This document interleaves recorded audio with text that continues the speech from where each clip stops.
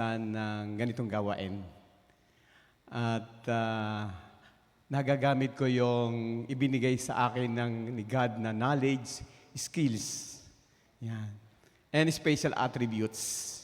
Para sa gano'n naman po ay maging kagamit-gamit. Kayo po ba gusto niyo maging kagamit-gamit sa Panginoon? Yan. In particular, sa pagtuturo natin sa mga tinuturuan natin mga bata, mga kabataan, at mga katatandaan. Yan. Kayo po ba'y committed? Alam niyo po, ang pagiging guro, lahat naman po tayo guro. Di lang po by profession. Siyempre, minsan, nakakapag-advise ka sa iba, nakakapag-share ka ng iyong kakayanan. Pagtuturo na po yon. Yan.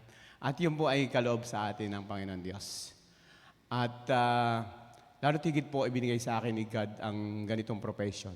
By the way po, hindi ko pinangarap talaga na maging teacher ako.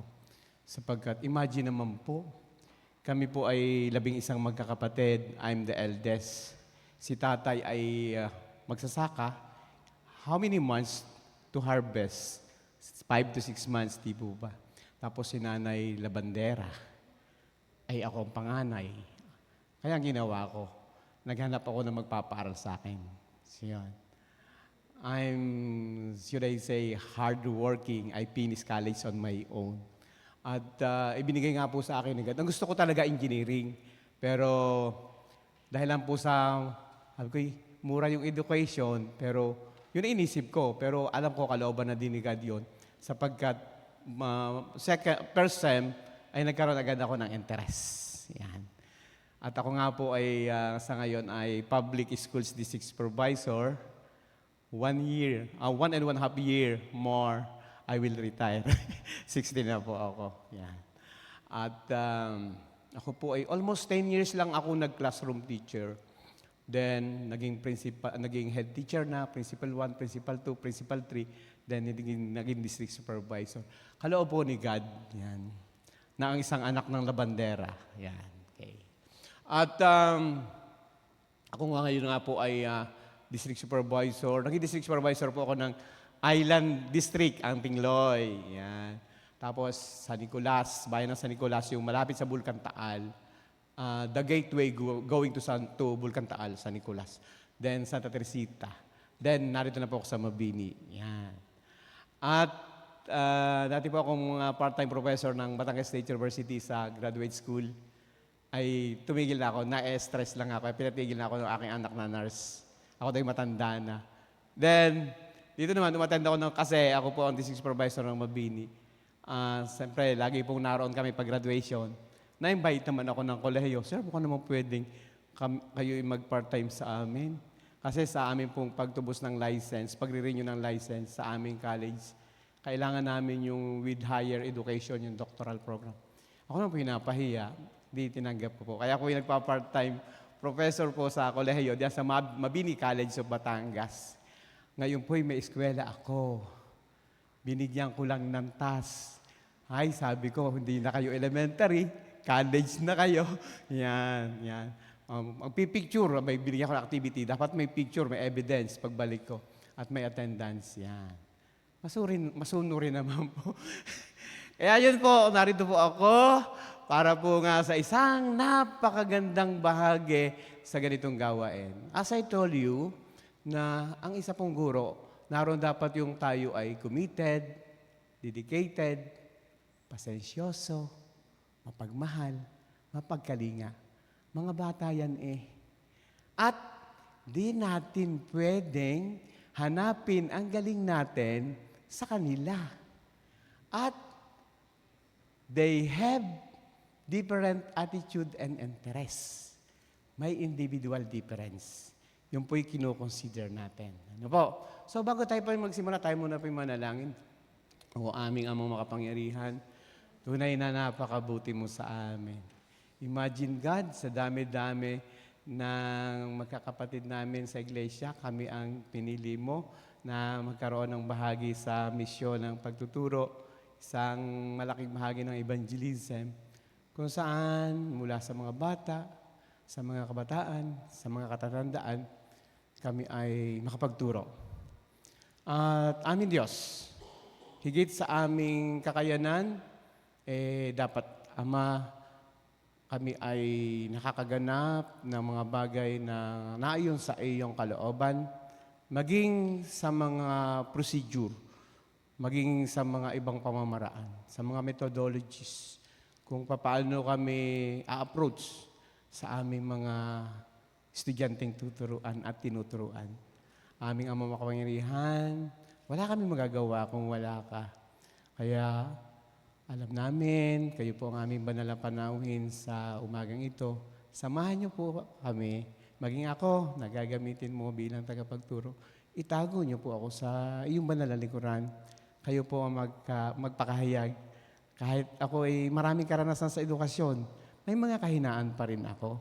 Kaya naniniwala ako na ikaw ang magbibigay sa akin ng aking mga needs, especially karunungan, kalakasan, sa araw nito. Maging ang Pastor Danny na magiging katuwang din namin sa bahaging ito.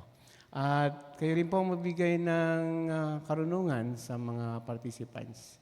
At active na partisipasyon na yung matutunan namin ay aming magampanan at maisaloob namin na aming Diyos, isa pa nga po na dapat namin i-consider na kami ay haharap sa aming matuturuan, na naroon yung mastery of the subject matter, na kami ay pupunta sa lugar na kung saan kami magtuturo, kami may kandaan, amin Diyos. Kaya Ama, naniniwala kami ang seminar na ito ay malaki matutulong sa kalooban mo at sa biyaya mo.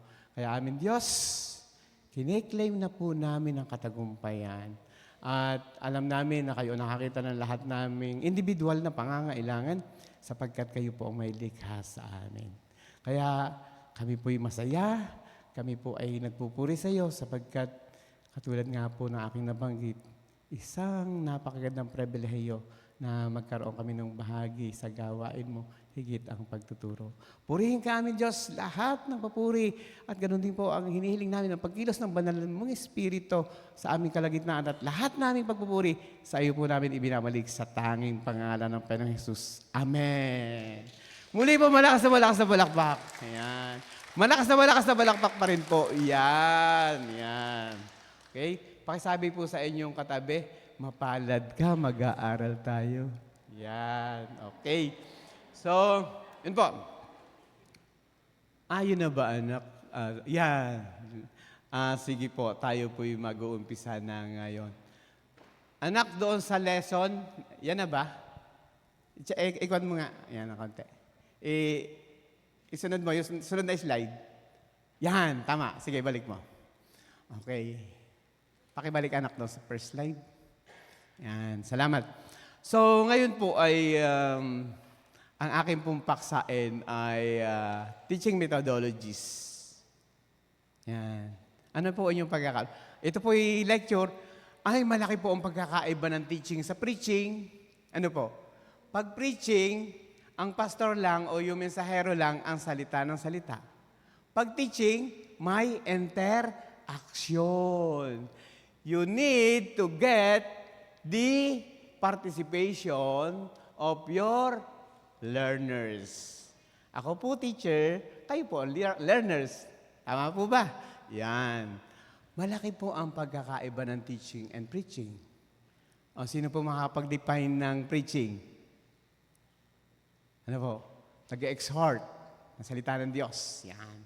At siya'y tuwiran, tuluyan. No? Yan. Amang magtanong ang isang pastor sa audience o sa participants. Pero sa teaching, marami. Yan. May interaction kayo. At hindi lang pinipili isang batang bright. Lahat binibigyan ng consideration. No one should be left behind. Walang maiiwan. Ha? Hindi yung tinatanong mo lang yung magaling. Ha? Magiging iba ang damdamin nung iba. Ako, di na ako susunod dadalo. Di man ako tinatanong. Lagi na lamang si Sheila. Yan. Okay. At kahit anong itsura niya, Di natin dapat i-reject. Yan. Siyempre, sa ating mga gawain, iba't iba ang itsura, iba't iba ang amoy. Ano? Yung pang medyo may amoy, siya pang siksik na siksik sa iyo. So, yon. Kaya, yun po. Tatandaan niyo po yun, no? Yan. So, ngayon po, ang basic lang muna po. Kasi, ito pong teaching methodologies, ay kung ito po yung pag-aaralan, isa po itong semestre. Ano po? Pahapiyaw lang. Ano? Pinakamatagal ko na yata din 1 oras. Kasi meron pa po kayong actual. May workshop tayo. Gagawa kayo ng lesson plan. Tapos inyong i-execute. Tuturo kayo. Yan. At sa pamamaraan ng pagtuturo, kahit ganito, okay, pwede din namang mag-form kayo ng circle, kayo nasa gitna, kayo din nakaupo din. Ano man pamamaraan ang gawin ninyo, nasa palagay ninyo masaya ang mga bata. Masaya ang tinuturuan. Yan. Okay. Pero yun po, pahapi ako lang binigyan. Punta muna po tayo dito sa lecture number 1 ko. Yan. Sige anak. Ito po, lesson planning na agad. Yan. Ang paksa po natin dito, ang ginawan po natin ng lesson plan. Simple lang po ito. Kasi, di ba, Pastor, sa ating mga church planting, sa ating pagtuturo, pinakamatagal na 1 oras, 40 minutes. Ano po? Kaya, very brief yung inihanda kong lesson. Yan. Ganon din po ang gagawin nyo mamaya. Ang ating pong paksa na ituturo natin ay mabuti ang Diyos. Yan. God is good. Amen? So, yun po. Ito po ang kanyang magiging flow ng kanyang layunin. Ay, titanin niyo po. Anak. Yan. Una po, siyempre, bago po kayo mag-start ng lesson, yan, magkakaroon po kayo ng brief introduction about mabuti. Mga bata, alam niyo bang mabuti ang Diyos? Opo. Yan. O sige. Hindi na po magpapakaba. Dapat po sa bawat part, meron po kayong allotment na oras. Dapat po isang guro magaling sa time management. Kaya po, ipiprepare natin. Dapat kahit brief na lesson plan, meron kayo. Hindi pwedeng ibibigay sa inyo ng pastor, ay RN lesson mo. Sige po, pastor. Di mo na ni-review. As I told you, we need to study our lesson plan or the lesson. We should have the mastery of the subject matter. Magkaroon kayo ng mastery sa ituturo ninyo. Ano po? Yan. Okay? Ito po, mananalangin muna after ma-present yung lesson. Yan. Ito po yung sample na panalangin. Very brief din po yan. Yan. Okay? Dear God, I thank you for your unveiling goodness. And as I read your word, reveal your loving kindness and faithfulness to me. Help me grasp the deep of your love and reflect your goodness in my love. In Jesus' name. Payak lang ang panalangin. Huwag nang pakakahabaan kasi limited nga po yung time natin. Lalo't kung mga bata naman. Ito pong lesson ito ay good for grade 1 hanggang grade 3. Sino pa nagtuturo ng primary? Wala nagtuturo ng primary. Naku, pita rin ginamit ko. Ano tinuturoan nyo? Matatanda na. Sige, yun naman po ay halos malapit. Yon, prayer muna ha. After na mai-present yung topic, siyempre, mananalangin tayo para naman yung guidance ni God ay sumaatin. Next. Yan. Ito po yung mga objective. Ang isa pong lesson ay di natin ma-execute ng wasto kung hindi natin lalakipan ng layunin o objectives. Are you following? Kakasunod po? Yun. Ito po ang dinedevelop pong objective. Hindi basta makagawa ng objectives. Diyan po ay may consideration tayo. Yung KSA. Ang K, knowledge. Ang S, skills. Ang A, yun ang ating hinahanap. Values. Doon tayo. Yan. Tayo niyo po yung una. Pansinin niyo. Understand the concept of God's goodness and love. Ano napansin niyo po? About more on knowledge. Ano po? Yan. Pangalawa, recognize ways God shows goodness in their lives. Application na. Nakuha niyo po, mga kapatid? Nasusundan niyo po? Application yon. Pangatlo, yun, develop gratitude and appreciation for God's blessings. Yun na, ang values na hinahanap natin, ma-develop na sa mga bata ang kanyang appreciative skills na pinahahalagahan niya ang kabutihan ng Diyos. Nasusundan niyo po? Yan, basic lang po yan. Una, title, prayer, tapos yung objective mo. Pero hindi niyo naman po babasahin sa mga bata, ay mga bata, ari ang layunin natin, ha? Di ba, Teacher Michelle? Hindi na, secret na yun. Nasa sa iyo na yun. Kung paano mo patatakbuhin ang lesson. Hindi mo babasahin sa mga bata ang layunin mo. Ha? Okay? Kasunod po. Ano po ang dinedevelop sa objectives? Review. Knowledge, skills, and values. Attitude. Yun. Ha? Hindi po yung pasabog. Ay, mga bata, ang lesson natin ay tungkol sa kabutihan ng Diyos. Di ba ang Diyos ay mabuti? Di ba ang Diyos ay gumagawa sa atin? Ikaw nagsalita. Ang mga bata ay nakangangala. Hindi maintindihan yung sinasabi mo. At di natapos yung inyong Bible study, natapos sa inyong teaching. Wala din. Uuwi din ang batang lulugo-lugo. Wala natutunan. Ano po? We are after to the learning outcomes of our learners. Doon tayo sa kanilang matututunan. Hindi yung napasaya mo lang ang bata dahil may dala-dala kang bread o mga gifts na ipamimigay. Doon tayo sa konsepto.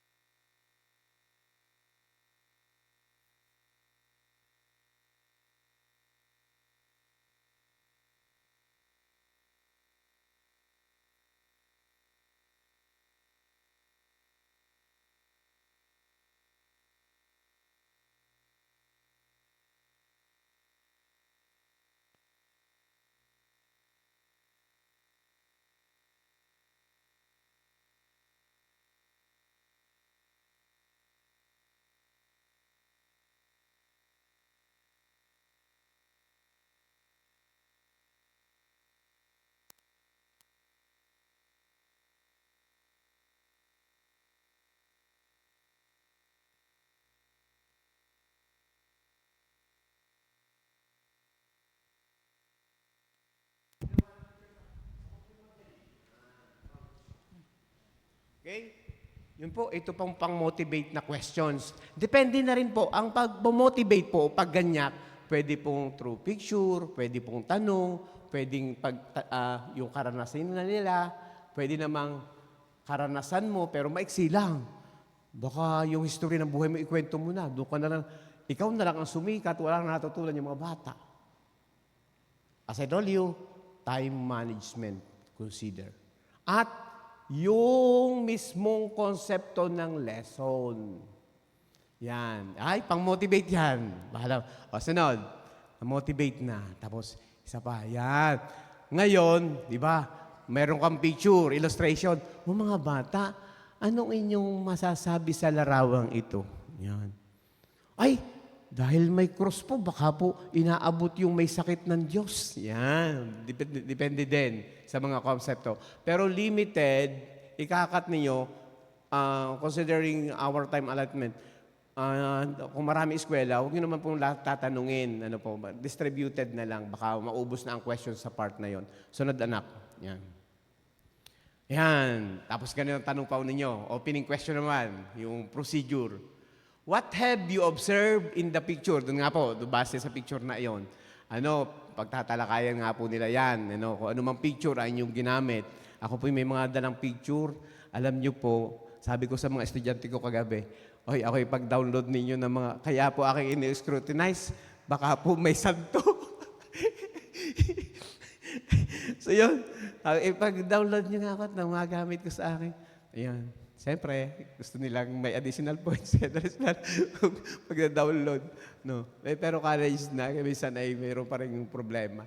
Okay, so yun po. Siya, anak. Yan. Yan. Babasa ngayon ng verse. Yung pong verse na yon ay sa inyo. Piniprepared ninyo base sa lesson.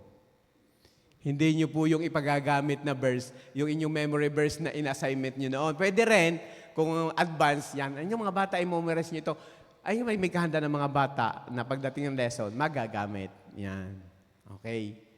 Ang ginamit natin ay mula sa awit 23 verse 1. Yan. The Lord is my shepherd. Yan. Okay. Yan. Depende po sa gamit na gagamitin ninyo.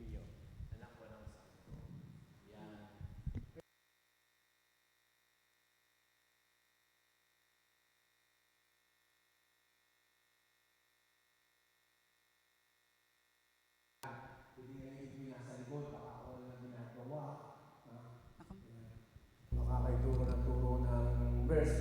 Ayun pala ay nagbabarahan na sa likod. Di nyo naiintindihan. Okay? Kaya dapat po, we move, in every part of your classroom or di kaya doon sa area na naroroon kayo. Okay? So yun po. Yan. Okay? Next, anak. Yan. Hindi pong isa. Dalawang ginamit na verse dito. Yan. Okay? So, depende nga po sa lesson na atin pong iko-konsepto ang ating gagamiting mga verse. Yan. Ang dali naman po. Sa Bible naman, pagbukulat mo ng Bible, yung about love, about happiness, ibibigay na sa iyo doon sa Bible. Maging sa Google, di po ba? Ang bilis lang. Ano po? Yan. Okay? Kasi anak. Yan. Yan. Ngayon po ay na-lesson mo na. Yan, nag-lesson na kayo about doon sa verse. Magkakaroon kayo ng talakayan, interaction. Tapos, by application. Objective, sa inyo na lang po yan. Motivation.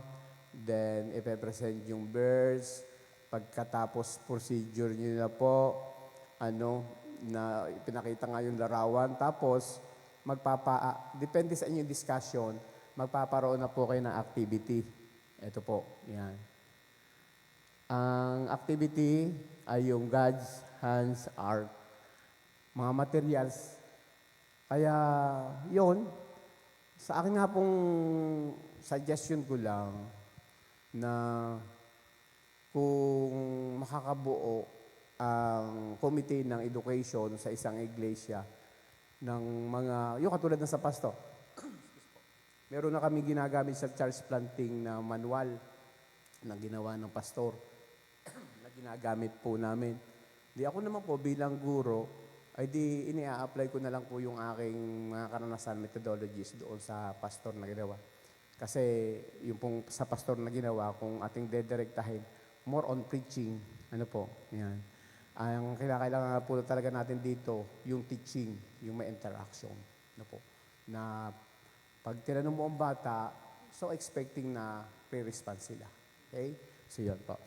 Ito yung mga sample ng materials. Yan. Paper, markers. Minsan, provided naman tayo ng simbahan, di po ba? Yan. Okay? Tapos, have each child trace. Yan, ito yung activity.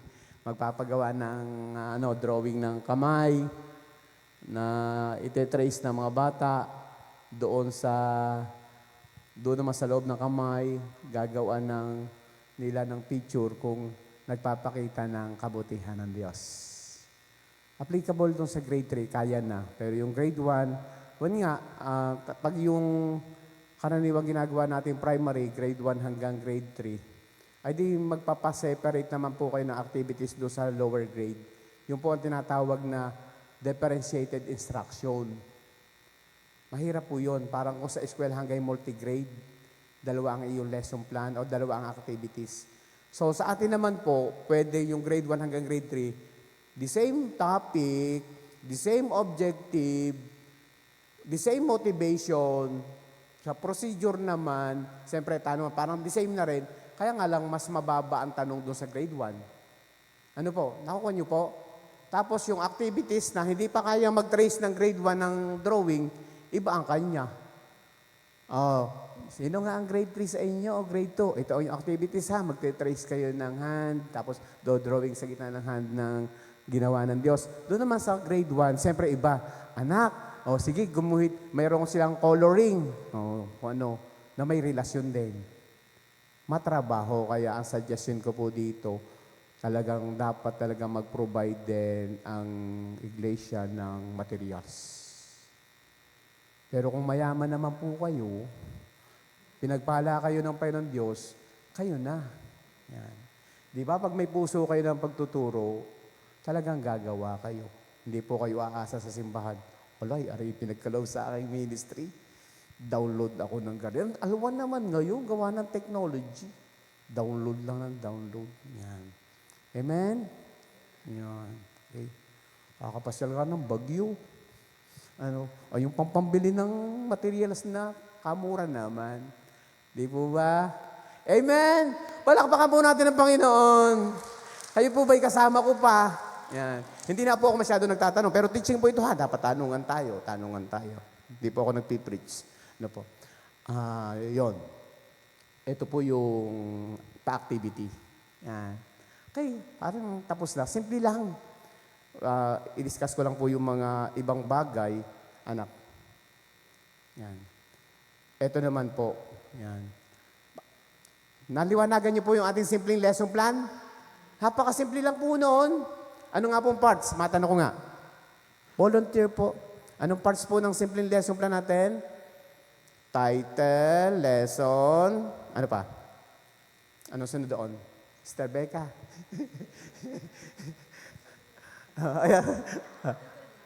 Ayan, introduction. Yan, tapos magpe-pray. Tapos, yes, yung objective na. Yun, doon ka, sa objective ka, sa objective ka po focus. Bawal ang pasabog. Wala naman sa objective. Alam niyo bata, minsan nagpunta kami sa palengke, may nakita ako, nagkwento ko na wala na doon sa iyong objective. Mahalaga po ang objective. At dito po ay pag-aaralan natin yung mga iba pang bagay. Dapat nga po ang objective natin ay specific. Smart, specific, measurable, attainable, time-bounded. Am I right, teacher? Yeah. Payak lang ang ma-attain yung objective. Ha? Napakasimple naman ang objective na ibinigay ko. Ma-attain mo sa isang lesson mo within 45 minutes or 1 hour ng pagtuturo mo. Pero kataas-taas na nga, 45, kasi ako nagtuturo din po. Pinakamatagal na sa amin ng 45 minutes. Yan. Okay. Nakakasunod po kayo? Kaya po, to sum up yung about sa lesson planning and execution, ay ang pagtuturo po ay pinaghahandaan. Kasi po, ang gusto natin, within 1 quarter ay kasi ikaw bilang teacher, may target ka na, meron ka ng goal within 1 year. May pinaka-framework ka na ine-expect mo yung tinuturuan mo mga batang yon. January ka nag-umpisa, December, marami na silang alam at yung alam nilang yon na isa sa buhay nila. Yun ang ating purpose. January, nagturo ka ng mabuti ang Diyos at marami pang lesson. Ay pagdating ng December, batay nagmumura pa rin. Hindi successful ang iyong goal. Tama po ba? Kasi total development ng bata ang tinitingnan natin dito. Yung kanyang kaalaman, yung kanyang kasanayan, at yung kanyang attitude. Kaya dapat nagturo ka ng January, December ang bata, mabait na. Hindi yung nung hinawakan mo ay pakinig mo yung kanyang classmate, yung kasama sa lesson, laging minumura. Pero pagdating ng December, bait na, talaga na. Yun ang sinasabing, effective ka na guro. Ha? Epektibo kang guro. Ang bata, napabait mo. Ang bata, dati hindi nagbe-bless sa kanyang magulang, sa iyo. Makita, teacher po, bless po. Yan. Successful ang lesson na itinuturo mo. Yan.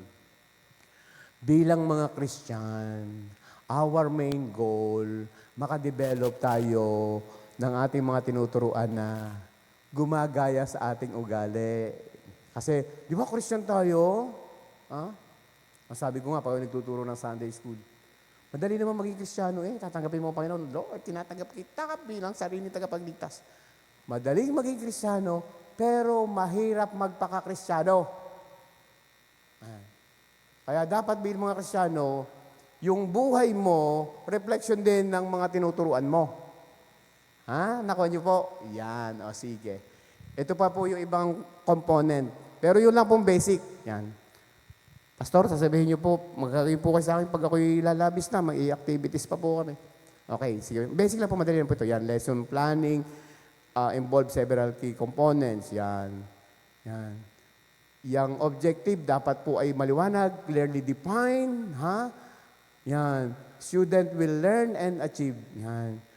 Yan.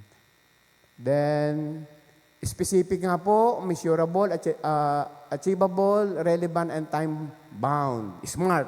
Yan. Ma-attain yung objective. Alam niyo po ba na, naku, sa susunod na lang lesson yung ikaputol, kung maaari nga po matapos natin yung tinatarget natin within the period. Ano po? Kung maaari matapos natin. Yan. Tapos, doon sa grade 3, pwede din po, yun naman pong aking yun example lamang, pwede po kayo sa grade 3, yung pong activity, kasi po yung activity yung pinagawang drawing, yung po ay evaluation na. Pagtataya na kung natuto ang mga bata. Pero pwede din naman pong through question and answer, yung halimbawa ay multiple choice, yan. O, alin dito mga bata nagpapakita na mabuti ang Diyos? Yan. A, B, C, D. Sa mga grade 3 yun. Kaya sabi ko nga po sa inyo, mahirap sa part natin kasi iba't ibang level siya. Hindi katulad ng actual sa classroom na pag grade 3, grade 3. Pero pag sa ating pagtuturo, iba't ibang level. Karaniwan sa atin, ang naiiwanan, yung mga grade 1, yung grade 1, naiiwanan ng grade 2 at grade 3. Kaya dapat talaga tiyaga yung differentiated instruction. Yan. Okay? Sunod, anak. Yan. Yan, materials. Mahalaga po. Kaya sabi ko nga po sa inyo, kayo po ay magiging provider o magpo-provide po kayo ng mga materials. Yan. Kung ano pa po yung aangkop na materials na magagamit ninyo. Yan. Bibili kayo ng crayon. Ha? Yan. Mga bata, minsan talagang pag mayaman-yaman, yung mayroon pa siyang plastic na envelope, naroon ng crayon. So, maaaring maging tanong niyo po, minsan naman ang mga bata iniiwanan sa kanila. Pwede niyo pong ihabilin doon sa lugar na inyong pinagtuturuan, yung mga materials. Dito na muna po, kukonektahin ninyo. Kasi minsan, mga bata, hindi natin alam sa bahay, na medyo burara pa dahil hindi pa fully, fully established sa kanya yung mga lesson tinuturo nyo. Minsan, nasaan ang gamit? Naiwanan po. Yan. Yan. O bakit kakaputol na yung pencil? Nakain na po ng baboy. Kaya mabuti, kung talagang kayo po ay hinihipo ni God na kayo magpo-provide ng material sa inyong mga eskwela, ihabilin nyo na lang doon sa inyong pinagtuturuan. Yan. Okay. Yan po mga materials. Yan. Ensure all necessary materials are available and accessible. Yan. Yan. Sunod, anak. Yan, yan. Sa introduction naman, yung katulad binagkasa niya, engage the student and introduce the topic or concept. I-engage ang mga bata nga po. Hindi nyo sinosolo ang pagsasalita. Yan. Tapos pag uwi nyo, sakit ko nalalamunan ko. Paano ang sumalita ka ng sumalita doon? Teaching naman yan. Nag-preach ka na Nag-preach ka na. Yan. grab students' attention and set the stage of learning. Yan. Kaya nga may motivation para makuha ninyo na ang mga bata ay attentive. Ay merong nangyayari, ako may na-observe. Ay, naubos ng oras sa pagsasaway. Dito ka, nini ka. Ay, huwag ka malikot. Wala na. Patay na ang target na objectives. Kasi po, ang problema nga po ninyo ay hindi nyo sinunod talaga yung methodology. Di ba, teacher? Ay, may teacher tayong kasama dito. At tinuturuan niya, multigrade. Ano? Multigrade ka, hindi na ngayon. Yan. Okay. Mahirap kaya maging guro. Kaya hindi na nga po ako lubak. Mahirap kaya po maging guro. Siyempre, mag-iisip ka. Gandang lesson na ituro. Kung walang ibinigay ang pastor, kasi minsan ang pastor nagbibigay ng syllabus, yan ang susundin nyo. Parang sa ating, yung sa ating Christian program, BEP, yan na, talagang may syllabus. Magbibigay po ang mga pastor ng ano yung susundin ninyo sa aring grade level na sa mga kabataan, para po, yun po ang may pinaka-general syllabus ang pastor. O, mga bata, sa children, ang inyong tatargetin.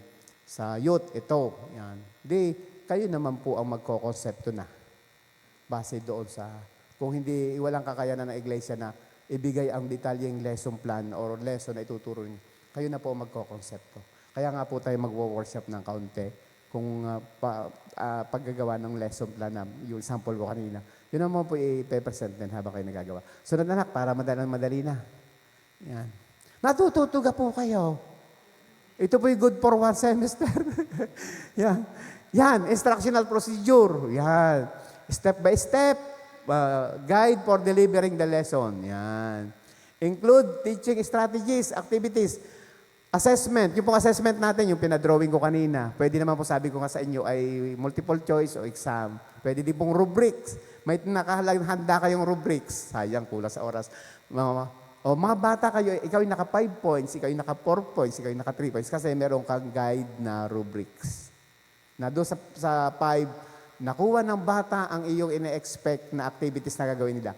Tapos sunod 4, bahagyang nakuha ng mga bata. 3, hindi masyadong nakuha ng mga bata.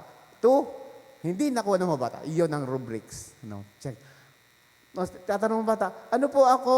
Ikaw ay 5. Wow, galing ko. Yan. Kasi may rubric ka. Yan. Okay? Sunod, anak. Yan. Okay? Pakita ko lang ito. Assessment and evaluation. Yan, mahalaga po yan. To get the expected learning outcomes, dapat pa talaga may evaluation. Sa mga intermediate na, yan, evaluation. Sa atin naman, yan, grade 1 hanggang grade 3 nga lang yan. Di, may drawing lang. Pero pag junior, high school na, mas maganda, meron kayong exam base sa lesson yung itinuro. Kung talagang nakuha nila yung mga main points na dapat maipatuto sa kanila. Next.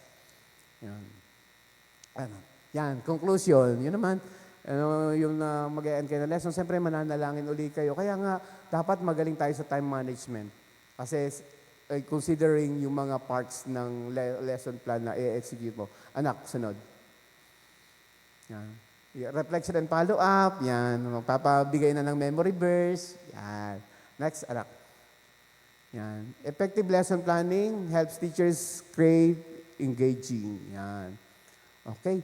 So, anak, yung iba naman siguro ay hindi na, sige, okay lang, mag-workshop na kami. Ano? Okay, sige. Nakuha niyo po. Yan, okay. Anak, bumalik ka doon sa lesson plan. Yan. Doon na muna po tayo sa basic. Dapat para tayo may phase 2. Para matala kayong iba. Sige, sa isang taon po. Yan, kita-kita ulit tayo. Yan. Basic lang po to kasi tinitingnan natin yung time natin. Okay? Anak, doon sa umpisahan, magagawa kami ng lesson plan tapos i-execute ninyo. Yung pong may teacher, tapos may 5 estudyante. Yan.